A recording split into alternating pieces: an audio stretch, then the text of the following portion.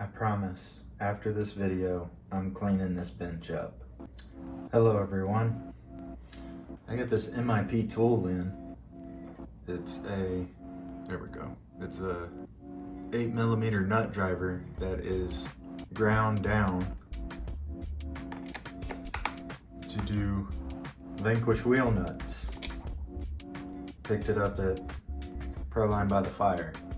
I actually pre-ordered it at Proline by the Fire because they sold out fast.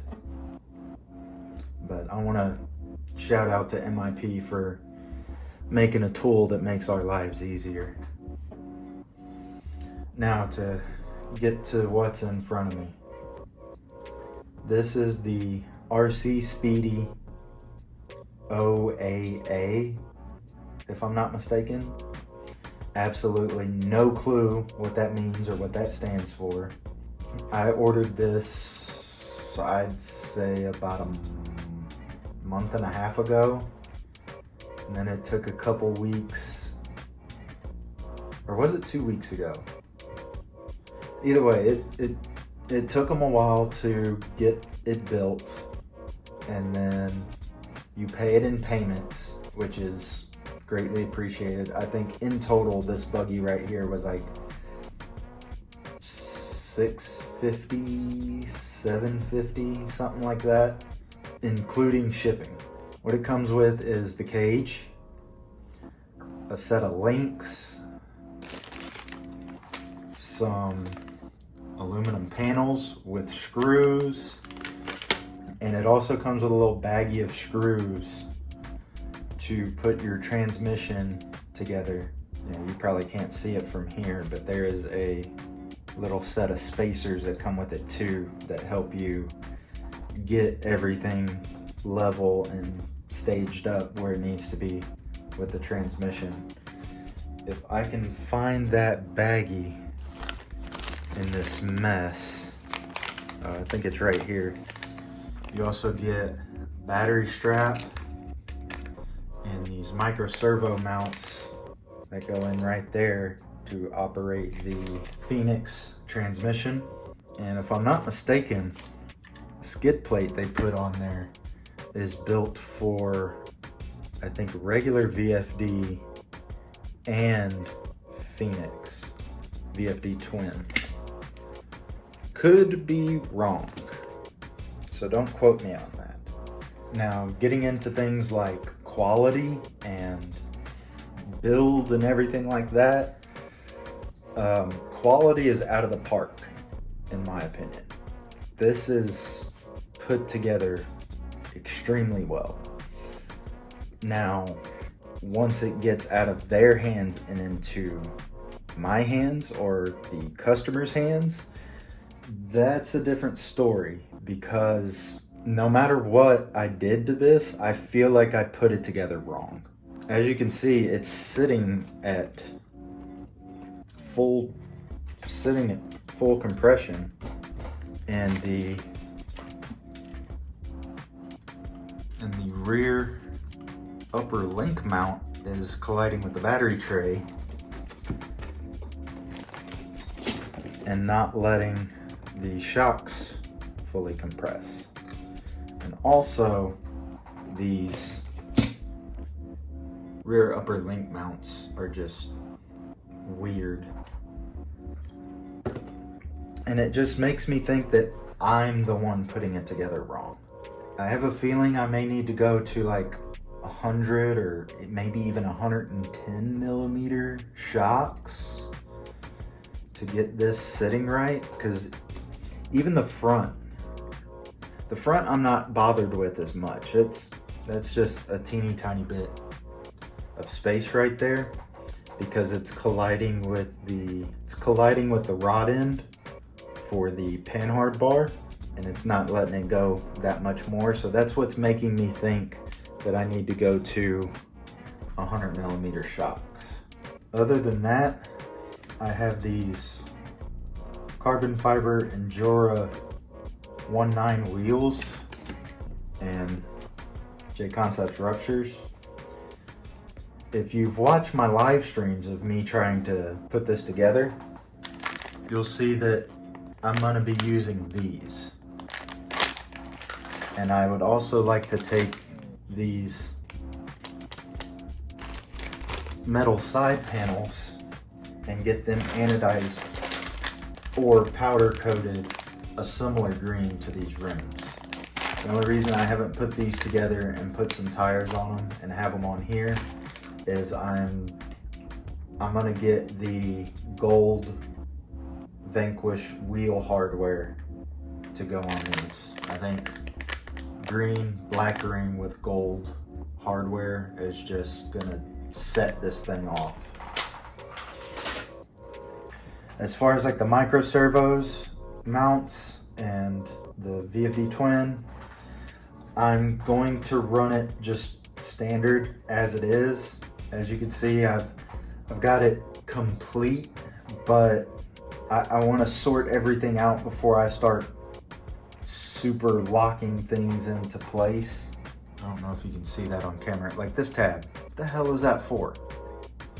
This came with 0 instructions, so I'm flying by the seat of my pants right now. But am I displeased? No. No, I'm not. This thing, number one, is heavy. And number two, looks exactly why I bought it. It's just awesome. Now, performance-wise, we'll still see. The jury's still out on that. But, I'm sorry, I just spent like 2 or 3 minutes just staring and admiring at this. I had to cut that in the video. Those of you that have gone back and watched my live streams, this video is purely for you. I would have done a live stream this fine Saturday morning to go through what I went through to put this together, but I think it was like 2.5 hours to get to this point, so I didn't want to bore everybody with that. Also, I woke up late. But let me know in the comments if I work on this again, if you would like me to live stream it or just make a video like this. Now, before I start rambling, I'm gonna take this rig off the bench and I'm gonna start cleaning. A few moments later. Okay, and we're back.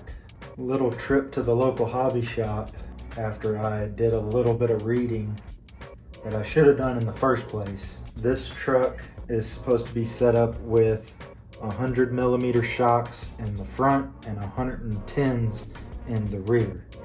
And the only thing that the local hobby shop had in stock were the friction recoils. I'm eternally grateful that they had these shocks in stock. Damn, they're pricey. They work really good. They feel really, really good, but they're pricey. So time will tell how well they perform.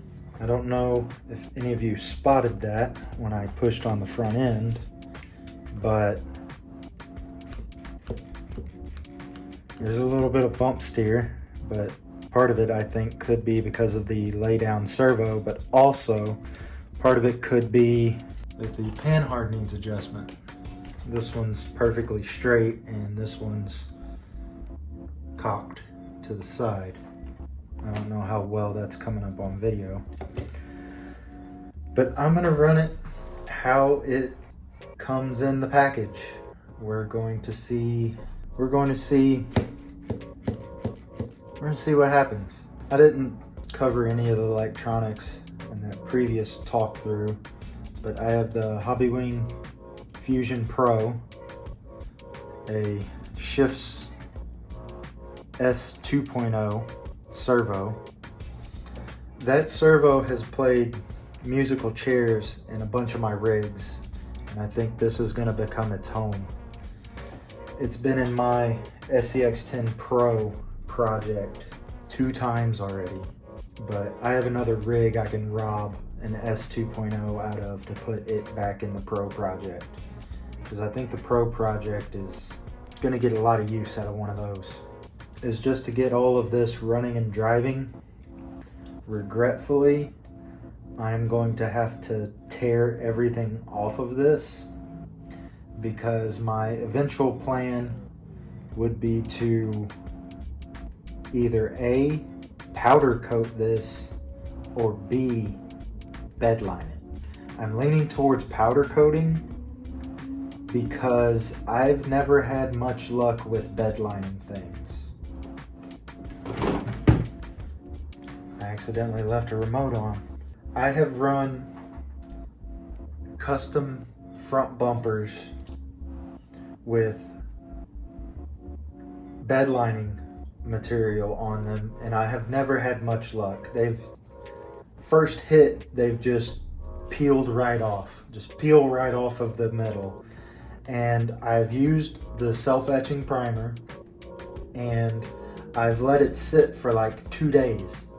So I don't know what I could possibly be doing wrong if I'm using bedlining product wrong.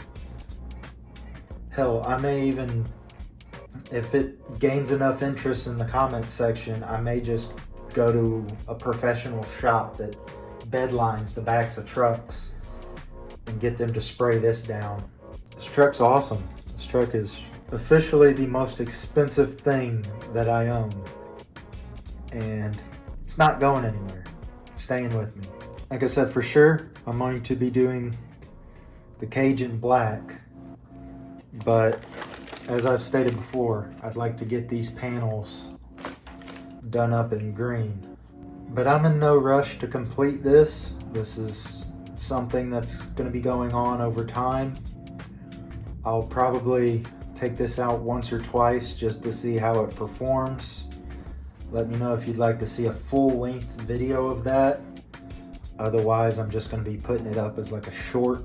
But I wanted to fill everybody in on that impromptu trip to the hobby store to get this fully functional, and I'll get back to cleaning. I promise you, I was cleaning before I took off to the hobby shop. I'll see everyone in the next video. Oh, one last thing. This is a receipt for a pre-order for the Red Cat Ascent. So stay tuned.